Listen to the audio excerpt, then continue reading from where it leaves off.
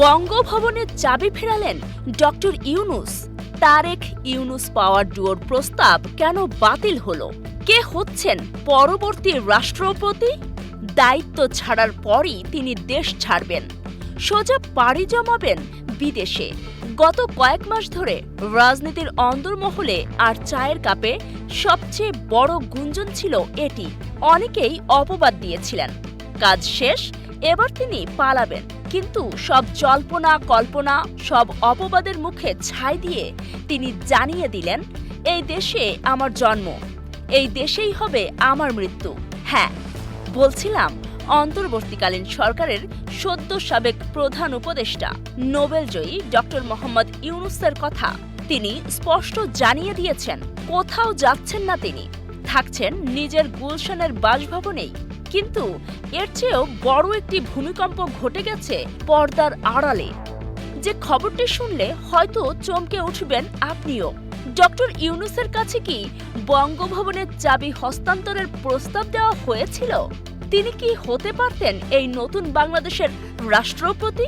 Supreme কোর্টের প্রখ্যাত আইনজীবী অ্যাডভোকেট আবু হেনা রাজ্জাকি সম্প্রতি এমন একটি তথ্য সামনে এনেছেন, জানিয়ে তোলপাড় পুরো রাজনৈতিক মহল। তার দাবি অনুযায়ী সদ্য ক্ষমতাসীন বিএনপি ডক্টর ইউনূসকে দেশের পরবর্তী রাষ্ট্রপতি হওয়ার প্রস্তাব দিয়েছিল।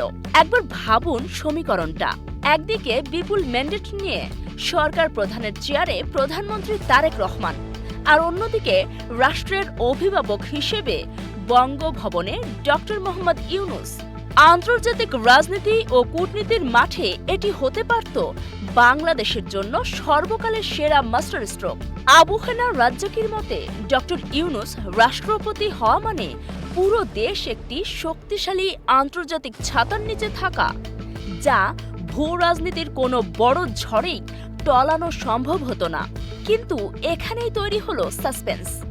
এই অবিশ্বাস্য প্রস্তাবটি নাকি ডক্টর ইউনূস নিজেই হাসি মুখে ফিরিয়ে দিয়েছেন। কিন্তু কেন? ক্ষমতার শীর্ষ বিন্দুতে যাওয়ার এমন সুযোগ কেন তিনি হাতছাড়া করলেন?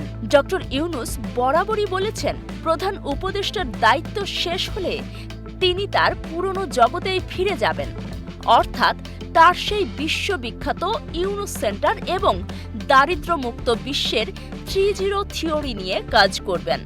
তবে রাজনৈতিক বিশ্লেষকরা এর পেছনে দেখছেন এক গভীর নৈতিক কারণ। অন্তর্বর্তীকালীন সরকারের প্রধান হিসেবে তিনি একটি নিরপেক্ষ নির্বাচন উপহার দিয়েছেন। এরপর যদি তিনি বিজয়ী দলের প্রস্তাব গ্রহণ করে রাষ্ট্রপতি হতেন, তবে তার পুরো শাসনকাল এবং নির্বাচনের নিরপেক্ষতা নিয়ে ইতিহাসে প্রশ্ন উঠতে পারত।